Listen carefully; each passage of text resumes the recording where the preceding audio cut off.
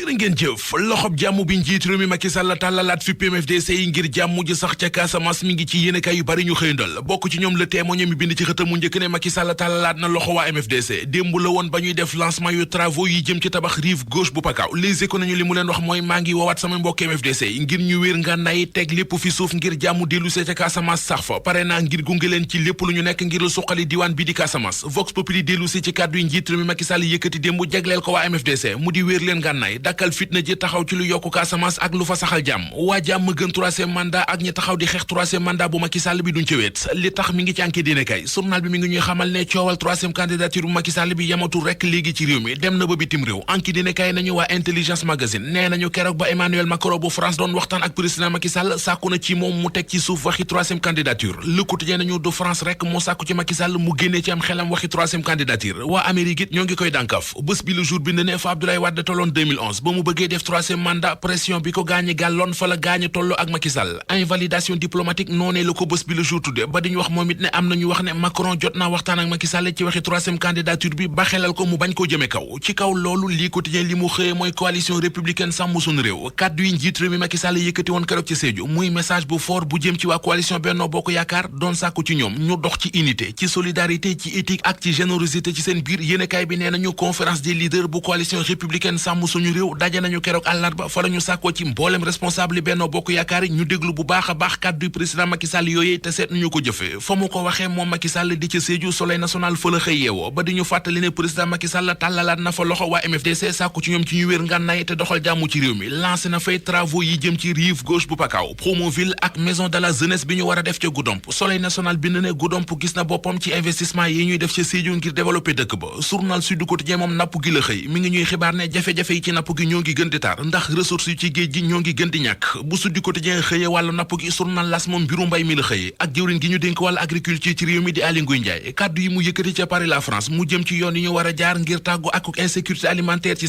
Sénégal feebaru ngaana mi ngi fiy law Le Quotidien moo ñu ko xibaar ba di ñu dolli ci xëtam mu njëkk ne beneen wàgg ñëwaat na te mi ngi law bu baax a baax ndax ci 2022 gi rek jot nañu recensé ci réew mi lu mat téeméeri cas ak juróom fukk ak ñeent 154 cas de ngaana cas de viol yi am ci réew mi jëm ci xale yu ndaw yu góor yi L'Observateur xëy na ci defub gëstu bu yaatu bil yéenekaay bi ma nga ñuy wax ci gëstu ba ne xale yu ndaw yu góor yi ñu mas a violé yëf yi da leen di topp seen ngiru dund nekk ci seen bopp des ci ñu des ba tey ci L'Observateur mi xëyee mbir mu yéeme ñeenti jàkka yu ñu waroon a tabax ci réew mi seeni borom amoon financement bu jóge woon Arabie Saoudite tolloon ci lu ëpp genn wàllu milliard 691 millions exactement ñu jël xaalis bi jox ko benn entrepreneur bu ñu naan Mohamed Lo waa ji détourné xaalis ba tëdd ci tabaxul jàkka yi delloowul xaalis bi jamono ji yéenekaay bi nee nañ waa division investigation criminelle teg nañ ko loxo ba ma nga ca kaso ba